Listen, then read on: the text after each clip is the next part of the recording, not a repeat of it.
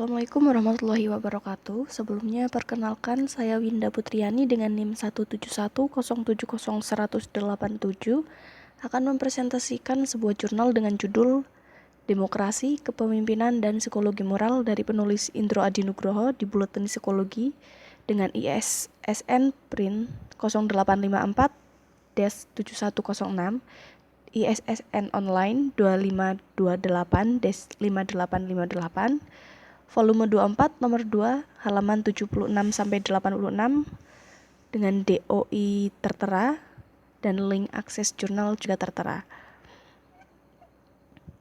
Sebagai negara kaya yang dianugerahkan dengan berbagai kekayaan alam dan manusia yang melimpah, Indonesia masih membutuhkan banyak pengalaman dan pelajaran dalam menjalani kehidupan berdemokrasi. Perwujudan demokrasi di Indonesia ditandai dengan adanya proses pemilihan presiden dan wakil presiden, anggota legislatif, Dewan Perwakilan Daerah, dan kepala daerah yang dilakukan secara langsung. Juga ditandai dengan munculnya berbagai organisasi masyarakat dan partai politik baru, baik yang memiliki fungsi sebagai pembela kepentingan masyarakat maupun golongan tertentu. Hal ini terjadi pada masa transisi dari Orde Baru ke demokrasi. Ketika berbicara mengenai transformasi dari kondisi lama ke kondisi baru, tentu saja penyesuaian perilaku adalah hal paling pokok yang dialami oleh manusia. Artinya, dalam konteks demokrasi, masyarakat bebas untuk menyuarakan aspirasinya terkait apapun, namun tetap berada dalam koridor regulasi yang jelas. Guna memenuhi kebutuhan yang baru dalam era demokrasi, dibutuhkan pemimpin politik yang memiliki kemampuan, sikap, nilai dan perilaku yang khusus. Nilai dan emosi moral menjadi dua konstruk psikologis yang harus berinteraksi dalam pribadi para pemimpin politik. Dalam berpolitik di era demokrasi, negara tidak hanya membutuhkan individu-individu yang berpartisipasi dalam parpol dan menjadi politisi saja, namun juga politisi-politisi yang memiliki nilai dan emosi moral yang sejalan dengan kepentingan rakyat. Menurut Weber tahun 2010, manusia adalah agen yang membuat, mengembangkan, dan menjalankan sistem demokrasi.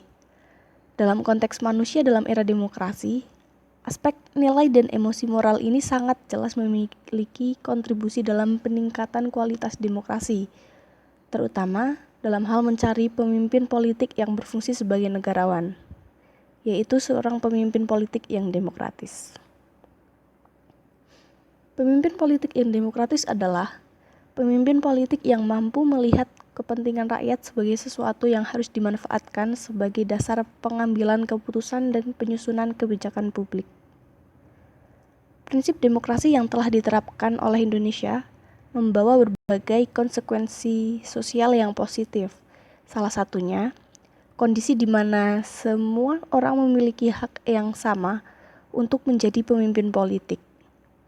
Ketika individu menjadi seorang pemimpin politik, berbagai variabel baik sosial, ekonomi, bahkan psikologis hadir membayangi berbagai proses pengambilan keputusan yang harus dilalui oleh pemimpin politik tersebut. Oleh karena itu, nilai dan emosi moral menjadi dua variabel yang harus diperhitungkan dalam isu kepemimpinan politik. Ketika individu menjadi seorang pemimpin politik, ia akan dibekali dengan berbagai perangkat kognitif yang siap untuk membawa prestasi, terdiri dari para ahli, birokrat dan profesional, seperti gubernur dengan perangkat satuan kerja perangkat daerah atau SKPD, atau presiden dengan para menteri dan staf ahlinya. Tugas orang pemimpin adalah menentukan arah kemana perangkat kognitif tersebut akan berlabuh. Oleh karena itu, pemimpin harus menjadi nahkoda yang memberikan arah tujuan yang tepat kemana sebuah kapal besar akan berlabuh. Sekian presentasi dari saya. Wassalamualaikum warahmatullahi wabarakatuh.